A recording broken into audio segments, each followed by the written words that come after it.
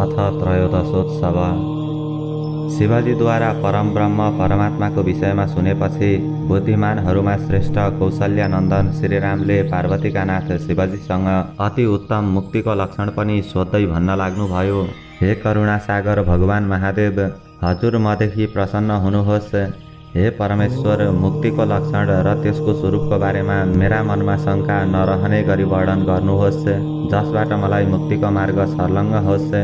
यसपछि शिवजीले आज्ञा गर्नुभयो, हे रघुनन्दन राम, भगवानको लोकमा बस्न पाउनु सालोक्य मुक्ति हो। भगवानकै जस्तो रूप धारण गरेर रहन पाउनु सारूप्य मुक्ति मानिएको छ। भगवत धाममा रहेर दिव्य ऐश्वर्य र सम्प्रभुता प्राप्त गर्नु शास्त्रीय मुक्ति अन्तर्गत पर्दछ। आफूलाई परमात्माको स्वरूप सम्झेर त्यही आत्मस्वरूप सुखमा रहनु सायुज्य मुक्ति हो। अविच्छिन्न रूपले ब्रह्ममै अवस्थिति हुनु कैवल्य मुक्ति हो। यसरी मुक्ति 5 प्रकारका मानिएका छन्। सम्पूर्ण कामनाले रहित भएर अज्ञान हटेपछि भक्तिपूर्वक सदा सर्वदा जो मेरो पूजा गर्दछ त्यसले मेरो लोक प्राप्त गर्दछ, अर्थात् सालोक्य मुक्ति प्राप्त गरेर त्यहाँ इच्छाएका भोगहरू प्राप्त गर्न सक्दछ। जसले सम्पूर्ण कामनाहरू त्यागेर मलाई सच्चिदानन्द स्वरूप जानेर मेरो पूजन गर्दछ त्यो भक्त मेरो लोकमा पुगेर मेरै समान रूप भएर रहन पाउँदछ, अर्थात् शिवलोकमा सम्मानित एवं पूजित भएर रहन पाउँछ। जसले भक्तिपूर्वक भगवानलाई प्रसन्न पार्नका लागि यज्ञ अनुष्ठान, भजन कीर्तन, तलाउ खन्ने, इनार खन्ने, पौशाला निर्माण गर्ने आदि कर्म गर्दछ त्यसले पनि त्यही सारूप्य मुक्ति रूपी फल प्राप्त गर्दछ र सम्मानित हुन्छ। यसमा कुनै विचार गर्नु पर्दैन। हे राम, जसले जे काम गर्दछ, जे भोजन गर्दछ, जे अग्निमा विधिपूर्वक हवन गर्दछ, जे जति वस्तु अन्न वस्त्रादि दान गर्दछ ती सबै ममा अर्पण गर्दछ भने त्यो भक्त मेरो लोकमा पुगेर दिव्य ऐश्वर्य प्राप्त गर्दछ र मेरै समान सप्रभुता प्राप्त गर्दछ, अर्थात् शास्त्रीय मुक्ति प्राप्त गर्दछ। जुन पुरुषले सम, दम, उपरति, तितिक्षा आदि साधनाले युक्त भएर मलाई आत्मस्वरूपले देख्दछ, ज्ञान गर्दछ, त्यो ज्ञानी भक्त एकमात्र अद्वैत स्वरूप प्रकाशमय शुद्ध चैतन्य निर्विकार ब्रह्मस्वरूपमा प्राप्त हुन्छ। यसैलाई आत्मस्वरूपमा प्राप्त भएको भनिन्छ। यसैलाई नै सायुज्य मुक्ति भनिन्छ। आत्मस्वरूपमा रहनु नै सायुज्य मुक्ति हो। जुन वस्तु तिनै कालमा रहिरहन्छ त्यो नै सत्य हो। परमात्मा सत्य स्वरूपा हुनुहुन्छ, ज्ञान स्वरूपा पनि हुनुहुन्छ।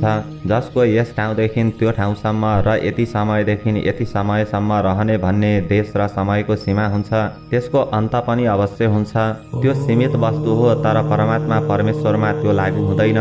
त्यसैले शिवको स्वरूप अनन्त छ, नित्य आनन्द स्वरूप छ। शरीर, इन्द्रिय आदि उपाधि रूप धर्मले रक्षित मन र वाणीको विषय नभएको एकमात्र अद्वैत ब्रह्म स्वरूप छ। सजातीय भेद, एउटा व्यक्ति अर्को व्यक्तिसँग हुने भिन्नता, एउटा वृक्ष अर्को वृक्षसँग हुने भिन्नता र विजातीय पदार्थहरूको विषय नभएको हुँदा त्यसभन्दा अतिरिक्त एकमात्र चैतन्य स्वरूप ब्रह्म हो। त्यो जस्तो वस्तु त्यसभन्दा अर्को कुनै पनि नभएकाले ब्रह्मलाई अद्वैत भनिएको हो। शिवको स्वरूप अद्वैत छ। हे रामचन्द्र, मायाका आवरण र विक्षेप शक्तिले रहित भएको शुद्ध ब्रह्म स्वरूप मलाई जसले जान्दछ त्यसले सम्पूर्ण चराचर जगत परमेश्वर शिव स्वरूप ममा नै देख्दछ। जस्तै आकाशमा बादलले बनेको नगर जस्तो देखिने गन्धर्व नगर एक छिनमा बिलाएर जान्छ, देखिँदैन। यसरी एकै छिनमा देखिने र अदृश्य हुने हुँदा मिथ्या नै देखा पर्दछ। त्यसरी नै अनादिकालदेखि व्यापक अविद्याबाट उत्पन्न भएको यो जगत ममा कल्पना गरिएको हो, वास्तविक होइन। नभएको विश्व ममा देखिएको हो, सत्य होइन। हे रामचन्द्र, ज्ञानमय मेरो स्वरूप हो। मेरो स्वरूपको ज्ञान भएपछि मात्र अज्ञान अर्थात् अविद्याको नाश हुन्छ। जस्तै सूर्योदयपछि सम्पूर्ण अन्धकार नाश हुन्छ, त्यस्तै जब ब्रह्मज्ञानी रूपी प्रकाश प्राप्त हुन्छ तब अज्ञान स्वतः नष्ट भएर जान्छ।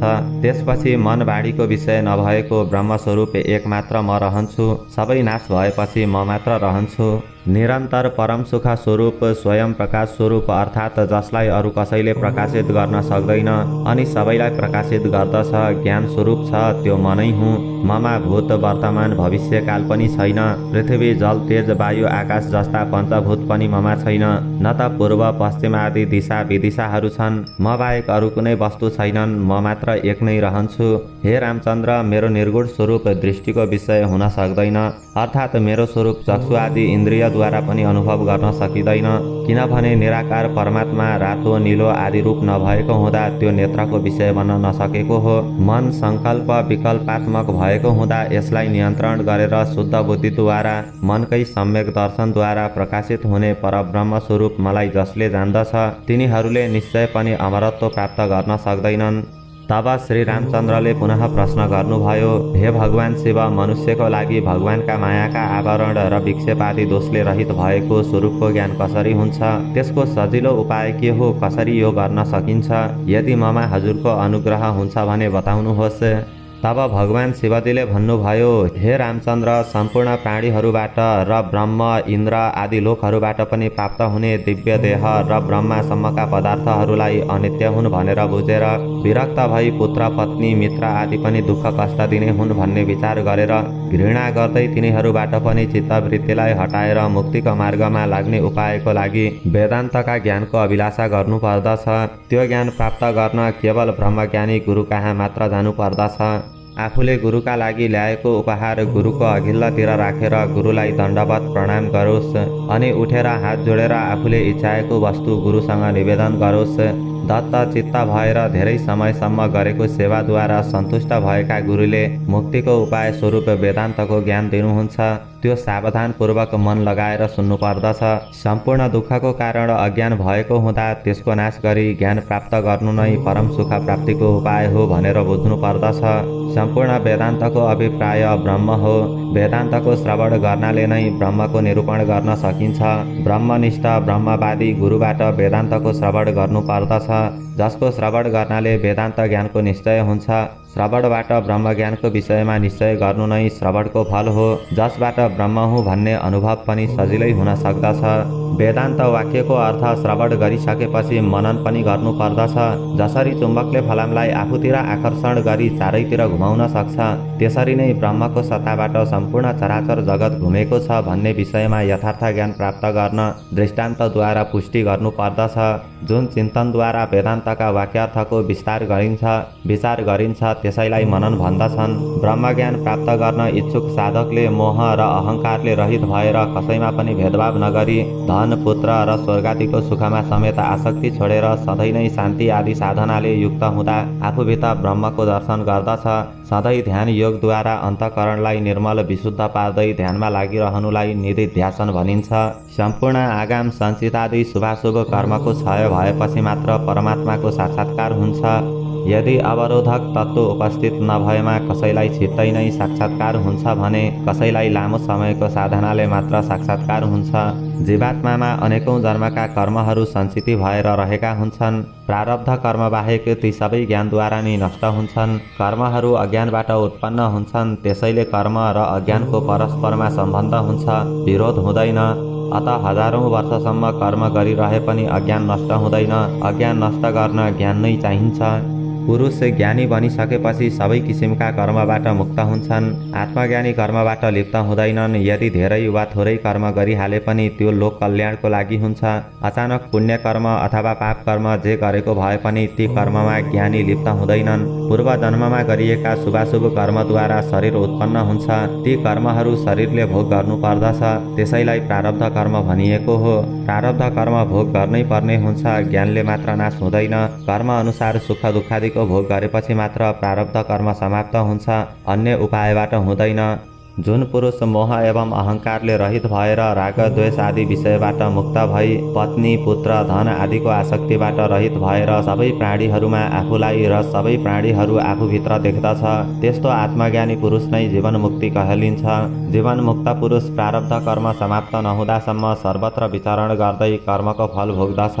जस्तै सर्पले काँचुली छोडेर सर्परहित हुँदा अज्ञानवश पहिले भ्रम दिने हुन्छ, पछि यथार्थ कुरा थाहा भएपछि मात्र भ्रम हट्दछ।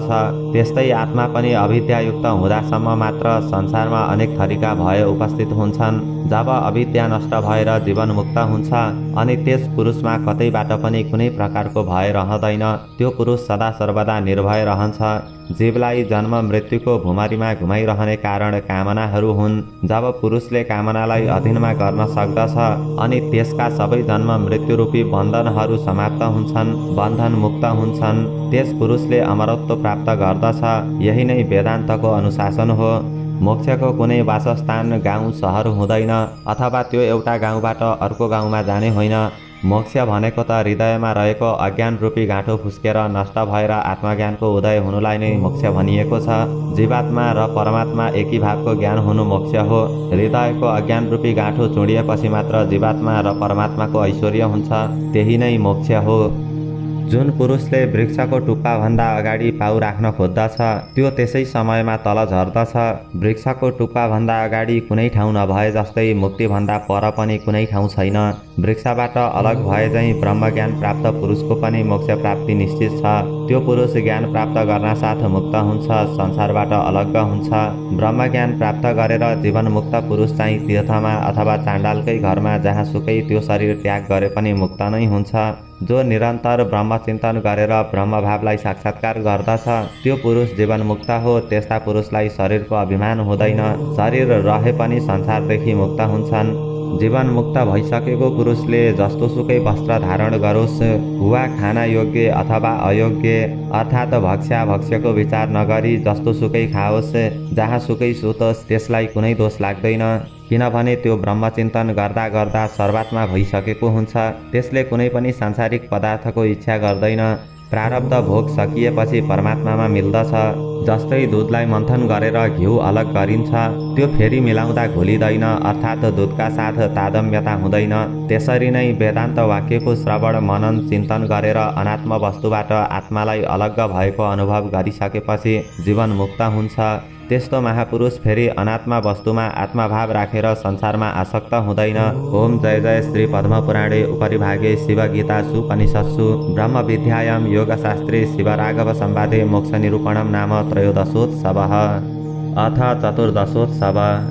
श्रीरामले भगवान शिवबाट मोक्षको विधि सुनेपछि पुनः प्रश्न गर्नुभयो, हे भगवान, यदि हजुरको रूप सच्चिदानन्द स्वरूप चलनादि क्रियाले रहित, व्यापार शून्य, शान्त, निर्दोष, अविद्यादि कल्मष रहित, सबै उपाधि धर्मले रहित, मन र बाणीको विषयभन्दा पर सर्वत्र व्यापक, सबै ठाउँमा विद्यमान, अन्तरात्माको रूपमा साधन सम्पन्न ज्ञानीले देख्दछन्। आत्मविद्या अर्थात् अध्यात्म ज्ञान र तपस्या नै प्रमुख साधन भएका, उपनिषदको अर्थ नै सर्वस्व भएका, आकार रहित सम्पूर्ण प्राणीहरूको आत्मस्वरूप, कारणका पनि कारण, जुन चर्मचक्षुद्वारा देख्न नसकिने वा इन्द्रियद्वारा ग्रहण गर्न नसकिने वस्तु कसरी ग्रहण गर्न सकिन्छ?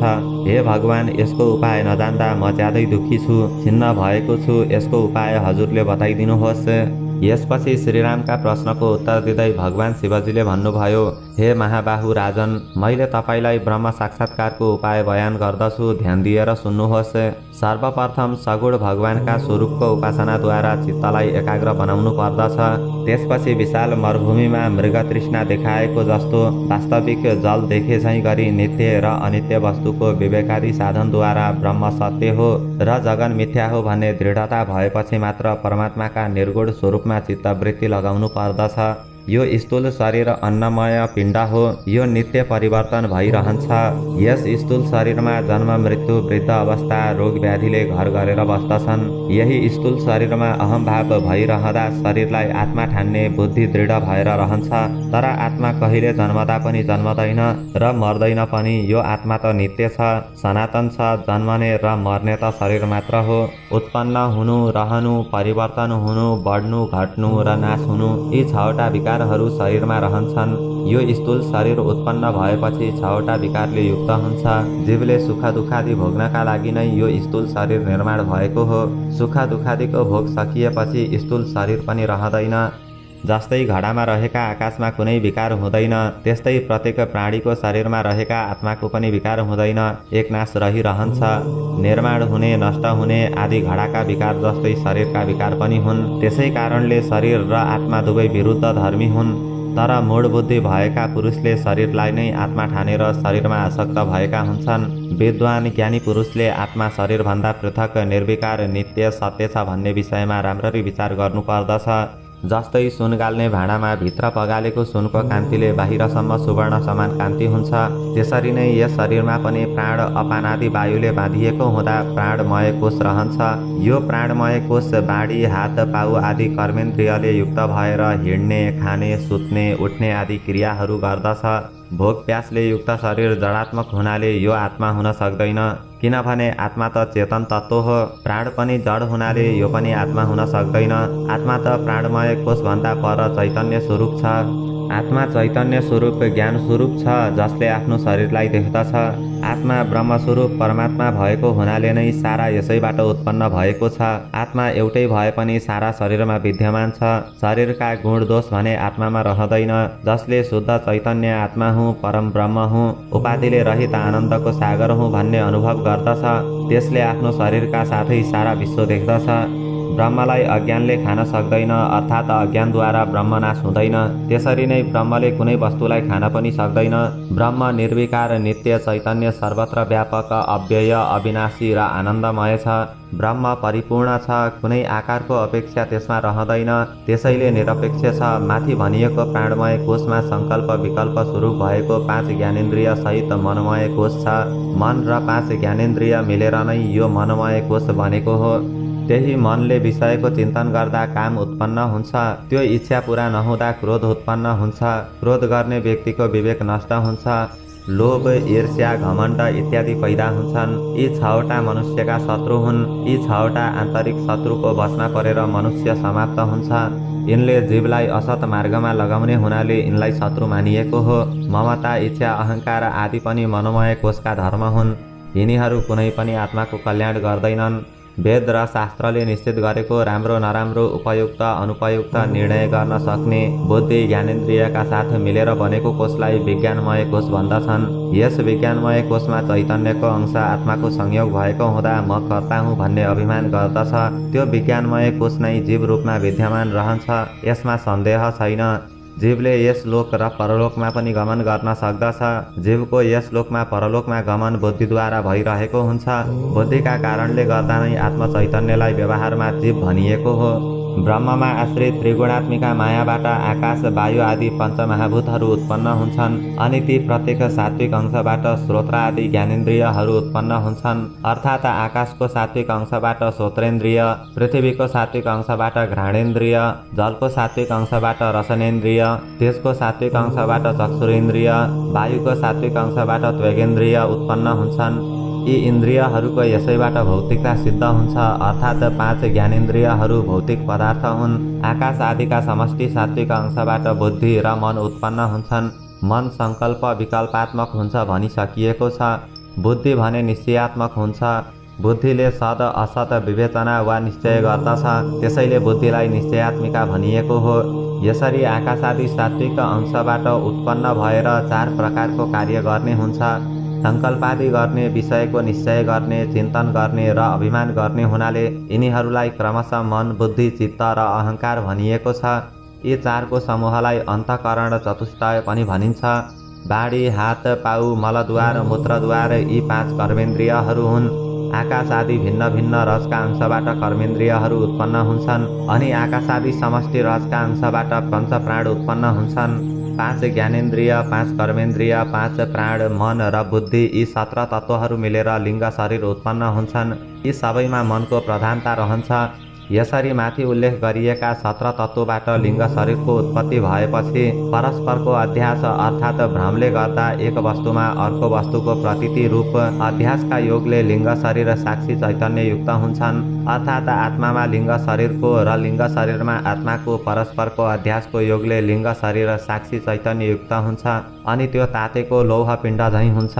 जब लिङ्ग शरीरद्वारा साक्षी चैतन्यको अध्यास हुन्छ, त्यस समयमा प्रिय मदादि प्रवृत्तिवाला आनन्दमय कोष उत्पन्न हुन्छन्। आनन्दमय कोषको संयोगावस्थामा भोक्तृत्वादिको अभिमानी जीव यस लोक र परलोकमा आफूले गरेका शुभाशुभ कर्मका फलको भोक्ता हुन्छ। यही आनन्दमय कोषका कारण अज्ञानले गर्दा आत्मा जीव कहलाउँछ। जुन सुसुप्ति अवस्थामा लिङ्ग शरीरको अध्यासलाई वा अयथार्थ ज्ञानलाई छोडेर आत्मा आफ्नै स्वरूपमा रहन्छ, त्यस समयमा अविद्याले युक्त साक्षीको रूपमा रहन्छ। अन्तःकरणादि इन्द्रियका वृत्तिहरूको अनुभव गरिएका स्मृतिहरूको पनि आत्मा साक्षी हुन्छ। त्यसै कारणले आत्मामा अन्तःकरणको अध्यास हुँदा जीव भोक्ता बन्दछ। अन्तःकरणको अध्यास भएको हुनाले जीव भिन्न रूपले भोक्तृत्व र साक्षीत्व रूप दुई प्रकारले उपयुक्त हुन्छ। आत्मामा अन्तःकरणको अध्यास भएको हुँदा अन्तःकरणमा धर्मको पनि अध्यास हुन्छ। त्यसैले यिनमा पनि कर्तृत्व र भोक्तृत्व रहन्छ। चैतन्य हुनाले साक्षीत्व पनि रहन्छ। ब्रह्म सूर्यको प्रकाश समान हुन्छ भने जीव त्यसको छाया समान हुन्छ। ब्रह्मको प्रकाशमा जीव पनि प्रकाशित हुन्छन्। एउटा अर्थात् ईश्वर वा ब्रह्म जीवलाई कर्मका फलको भोग गराउँछ।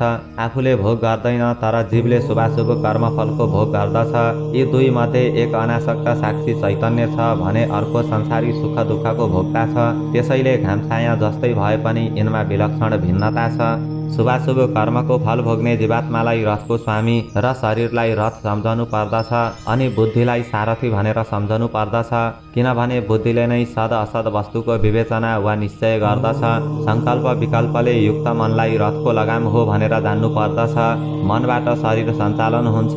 मनको वशमा इन्द्रियहरू रहने हुनाले मनलाई बुद्धिले नियन्त्रण गरेर शरीर रूपी रथलाई असल मार्गतर्फ लगाउनु पर्दछ। यसरी शरीरलाई रथको कल्पना गरिसकेपछि शरीर रूपी रथलाई तान्नको लागि चक्षु आदि इन्द्रियहरू घोडा हुन् भनेर सम्झनु पर्दछ।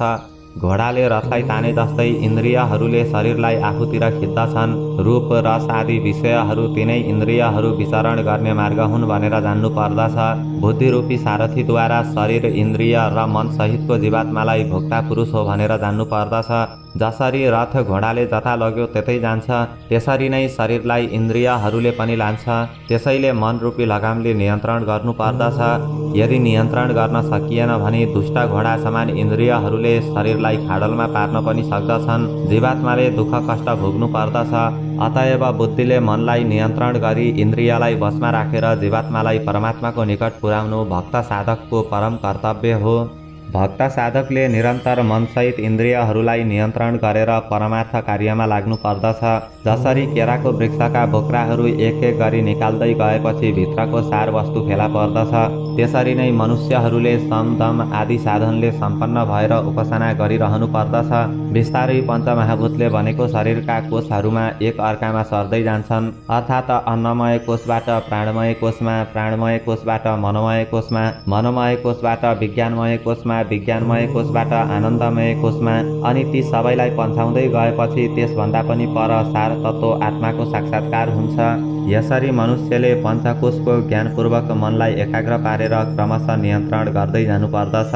अन्नमयादि कोषले ढाकिएको आत्मालाई सजिलै फेला पार्न कठिन छ, किनभने मन अति चञ्चल भएकाले यसको निग्रह गर्न ज्यादै कठिन छ। गीतामा भगवान श्रीकृष्णले भन्नुभएको छ, अभ्यासेन तु कौन्तेय वैराग्येण च गृह्णते, अर्थात् निरन्तरको अभ्यास र वैराग्यले मात्र यस चञ्चल मनलाई नियन्त्रणमा लिन सकिन्छ।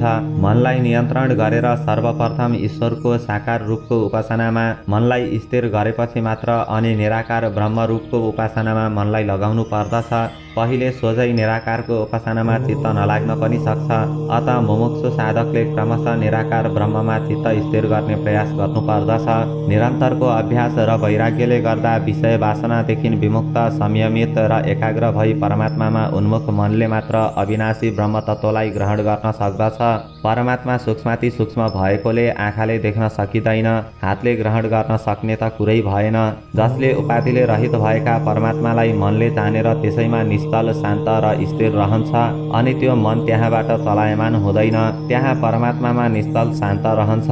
मन शान्त भइसकेपछि स्वयं परमात्माको स्वरूपमा लीन भएर अखण्ड आनन्दको अनुभूति गर्दछ। त्यस अवस्थामा द्वैत भाव समाप्त भएर केवल परमात्मा तत्त्व मात्र बाँकी रहन्छ।